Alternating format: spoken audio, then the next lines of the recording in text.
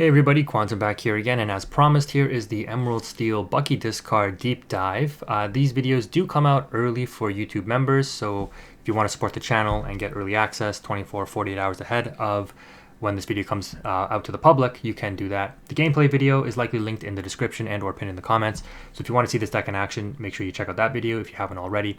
But I'm going to talk about some of the concepts behind the choices of this deck and why it got so much better with Ursula's return compared to how it was in Into the Inklands. And it got a lot more consistent. It got a lot of really powerful tools. And in my opinion, it is a tier 1 deck, possibly the best deck in the format right now. That will change, most likely, as we see how the meta evolves, just like it did in Into the Inklands. And just before I get started into the actual deep dive, a lot of comments were on this video, on my gameplay video, where they were saying, like, I thought Ruby Sapphire was the best deck. You know, that deck obviously won some of the bigger tournaments over the release weekend. And Ruby Sapphire is definitely very strong. We've seen the power of the Ice Block in combination with the new Sisus. But that deck still has one inherent problem, which is if it doesn't see Hiram, it doesn't draw cards. If it does see Hiram and they don't out your Diablo, you're going to draw cards when they draw with Hiram, and you just have more gas than they do, right? They've cut back on Be Prepared, which means it's harder for them to wipe boards. Yes, they have the Sisu now, which is strong, and, you know, Be Prepared doesn't play into, or not playing Be Prepared does not play into the Ursula Deceiver anymore, which is nice for them, but you still have a decent number of songs to rip. You can still discard their hand very aggressively and put them in a top deck mode, and while their top decks can be very good, you have very powerful closers that can essentially get you 16 lore in a single turn. So we're going to review all of that. Again, a lot of it is kind of shown in this gameplay video, so some of the concepts I'm talking about. So if you need a reference point, make sure you check that out. Before we start though, I just want to break down the cost curve here. So you can see we're not playing anything over a 5 cost. And this, you know, you could say is a hindrance of the deck, because if you get into that late grind game, you can struggle quite a bit in order to try and, you know, beat over a big threat or just out an opponent's board if it's getting too wide for you to deal with. But we'll cover what options you have there. We play a total of 11 1-drops, 14 2-drops, a lot of 3-drops in 19, and then nothing in the 4-drop slot, so no more Daisy Duck, no more Friar Tucks, so on and so forth. But in the 5-drop slot, we play 16 cards, a total of 10 uninkables. The deck is very, very ink friendly with 50 inkables, and a pretty even split in 34 emerald and 26 steel. Kind of crazy to say there's more emerald in an emerald steel deck than steel now, because we all know how good steel is, but look at how the metagame has evolved, right? Kind of crazy. 41 characters, 17 songs, and only 2 actions. So let's go ahead and jump straight in. We've got a total of, like I said, 11 1-drops. I've opted for only 3 Diablo.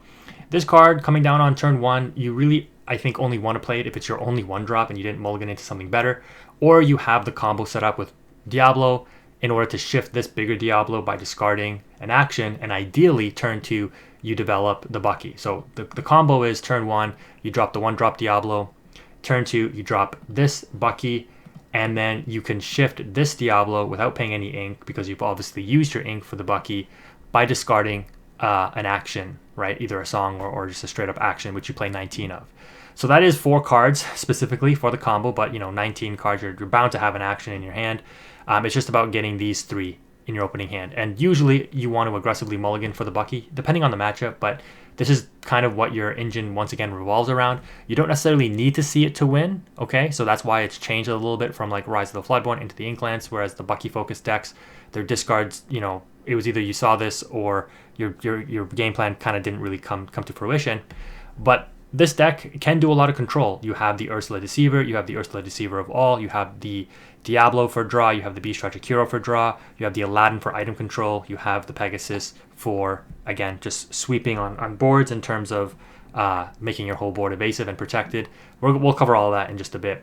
But this combo is strong, but you could often, or you could make a case to cut this entirely if you're just like, it's just a little too underwhelming, it's a little too specific. I don't want to open myself up to drawing this in the late game. I'd rather just play these 8 1-drops, which are the 1-drops you absolutely, I think, have to play in this deck, which is the 4 Pegasus Gift for Hercules, a 1-cost 1/1 evasive. You know, people play Pascal, and this is just a better Pascal, right? Not only that, it has possibly, I can't think off the top of my head right now, but this is definitely one of the best shift characters in Ursula's Return, if not in the game right now. It is extremely strong, the Pegasus Cloud Racer. This should have been a super rare, not an uncommon, or even a legendary, to be honest. But regardless, yeah, this is amazing because it's early game pressure on lore, and then in the mid to late game, it is an insane shift target that can win you the game on the spot with the Pegasus Cloud Racer. The Robin Hood, we don't really need to cover this. You play this because obviously you play the big Robin Hood, and we've already talked many videos on why this card is so good. It is, an early quester on the shift 3. It's a 5-cost character which can sing 5-cost songs. Not that you play too many of those, but being able to sing some of your 3-cost songs with this can also come up. But the main reason is whenever you banish another character in a challenge, which if you get this out early, you gain 2 lore. So it's a bigger body that's hard to out, and when it does get outed in a challenge, you draw a card, so additional benefit. But it helps you keep pace if you're on the draw because you're gaining lore as you banish, which is very, very strong. So that's why your 1-drop package is the way it is. In the 2-drop slot, a lot of competition, no more, in the 1-drop slot too, keep note that there's no more Curse Merfolk, Captain Hook, those kinds of cards anymore. In the 2-drop slot, there are no Mr. Smees, there are no Flynn Riders. We instead are going for Bucky and Ursula Deceiver. We don't even want to fit Morph in here just because there's not enough room. It's a little unfortunate because having more shift targets for the big Pegasus would be nice, but this card in and of itself, being a 3/3 2 quester that has evasive, is good. If you are able to shift it, like I said, it could be a game ender, but the only reason you'd really want to play Morph is for the Pegasus. Yes, it's nice to have an additional target for Robin Hood and even for Beast. Shifting this out on 3 if you play Morph on 2 is nice to get that extra card draw early before your opponent can remove or damage the Beast. But again, with the Diablo being on 3 now, you have alternative draw engines. So the 2-drop slot, ideally Bucky is what you want in certain scenarios. Maybe if you play Diablo, you see your opponent's hand, there's a good song in there you want to rip out, you drop the Ursula. This card is still, one of the best cards that came from Into the Inklands. It's kind of crazy. Very, very strong card, and I think you have to play 4 of each of these if you are building this version, obviously. In the 3-drop slot, no more Prince John. Who needs to discard to draw now? We just need to have our character exerted with protection, with evasive.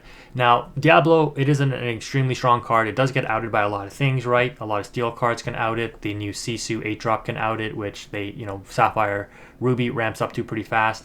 But to be honest with you, they may out it once, but if you draw another one and you just keep that pressure on them, they just need constant answers. It does get outed by Brawl and stuff too, to be fair.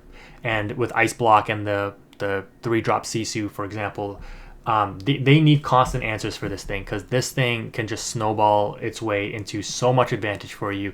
Like I mentioned, especially if the opponent has their draw engines, if this is exerted and they play a Hiram and draw 2, you're drawing 2 as well. So you drew 3, right? You drew when they drew for turn, and then you draw an additional 2 when they pop a Hiram item. Or if they Rapunzel heal for 3, you draw 3.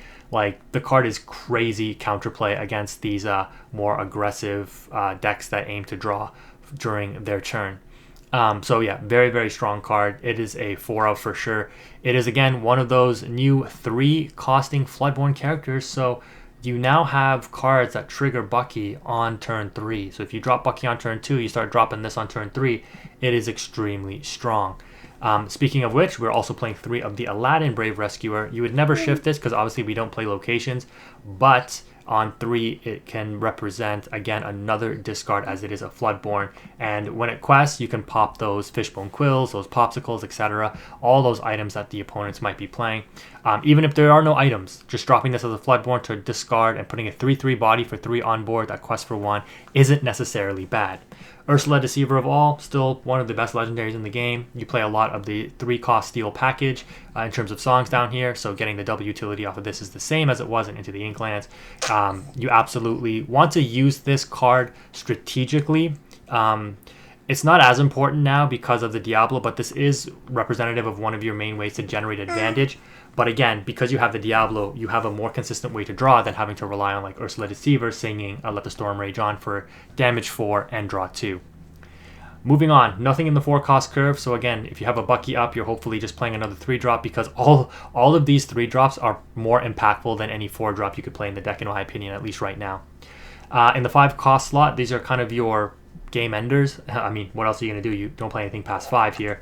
But the Pegasus, like I said, is a massive sweeper. I have examples in this gameplay video where you shift this Pegasus and it gives your whole board that maybe is questing for 7 or 8 evasive. If your opponent doesn't have a way, like a non-challenging way, if they don't have an evasive character to out your board, you're going to win the game because you quest for 8 and then your whole board is protected during the opponent's turn, and then it passes back to you. You ready up all your characters, you just quest again for 8, and that represents like 16 lore across 2 turns. So if the opponent can't win or out your board that has evasive after you drop this Pegasus, this thing can literally win you the game depending on how your board state is developed. Beast Tragic Hero, it's just another draw engine. Having Diablo and Beast Tragic Hero is just crazy. Draw during your opponent's turn, draw during your turn. You have 2 1-card draw engines, which is absolutely crazy to think. We all know the price of Beast Tragic Hero. You know, it's a 1-card draw engine, and Diablo is following suit as a 1-card draw engine. That's why you're seeing it be so expensive right now. Missed buying these for $40. Kind of regret that, but it is what it is. Guess I'm still waiting on hopefully pulling some out of the boxes that I get. And then Robin Hood, again, we just explained that, so no need to go over it. The actions, we're playing Tuba Boom. On the draw, this card can help out problematic threats, opposing Diablos, that kind of thing. Opposing Cinderella 1-drops against Steel Song, which, you know, can give this deck some trouble still, depending, because again, those whole new worlds can be problematic. That being said, though, if your Diablo is exerted and they whole new world, you could draw 14 if you wanted, because when they draw 7, you could draw 7, plus you draw 7 off the whole new world, right? So kind of interesting interaction there, potentially. The Sudden Chills, I think you can opt to cut this back to 3 or even 2 if you wanted to, depending on if you wanted more utility options. But it's good to know that the deck does have some room for additional tech options. If you wanted to go more aggressive on the discard, you could play 4, because this is just an extra song that you can sing with the Ursula Deceiver, instead of just having to rely on these 8 Steel Songs here. But, you know, the double discard here does matter. It mattered a lot more Into the Inklands when you were relying on the Prince John to draw. And again, I have an example of that in my gameplay video where I showed kind of what the deck did before with the Prince John into the Ursula with the Sudden Chill. So keep that in mind, but you don't necessarily need to do that now because, again, you have something better than Prince John in the Diablo. Let the Storm Rage on and Strength of a Raging Fire. This card is your combo piece with the Ursula Deceiver of All. Strength of the Raging Fire is like one of your key removal pieces. You can go really wide on a board since you play so low to the ground, and then use this to deal like 7 damage. That's my little girl, by the way. Deal like 7 damage to something, get over resist and things like that, which can be very, very strong in order to out very tough targets. So I like the strength, because even if you have like 5 characters on board, double singing this with Ursula to deal like 3 damage to a Cinderella Stout-Hearted 2 times is 6 damage. Which is enough to take it out. We're gonna wrap it up soon here, though, guys. And then finally, one of the new songs in We Don't Talk About Bruno. I've talked about this before, and again, it's exemplified in the gameplay video, where if you've done your job with this deck and discarded the opponent's hand, if they do top deck a big threat, you can just bounce it back to hand with the Bruno, which I did to a Robin Hood, and once it's bounced back to their hand, they are forced to discard that big threat. So it's, in a way, pseudo removal, a better version of Mother Knows Best. It's also inkable, can't be sung with Ursula Deceiver of All, but it is inkable, and it does cost 2 more than Mother Knows Best. A really good card overall in practice, because at worst it's just ink, and at best it's hard removal for some of the bigger threats that you might face with Emerald Steel, which is nice. She wants to chime in on some stuff too. And then the final card is Grab Your Swords. Very underwhelming in certain matchups, especially against Ruby decks and Sapphire decks pretty much. But it can be the game winner for you against obviously aggro decks and other Emerald decks. So you don't necessarily want to go too high on this count, but because, you know, unlike with Sapphire Steel, you can ink this card with Fishbone Quill. But you can't do that in this deck. So that's going to go ahead and wrap up this video. Let me know in the comment section below if you've made it this far. Thank you again for watching, though. Quantum is out.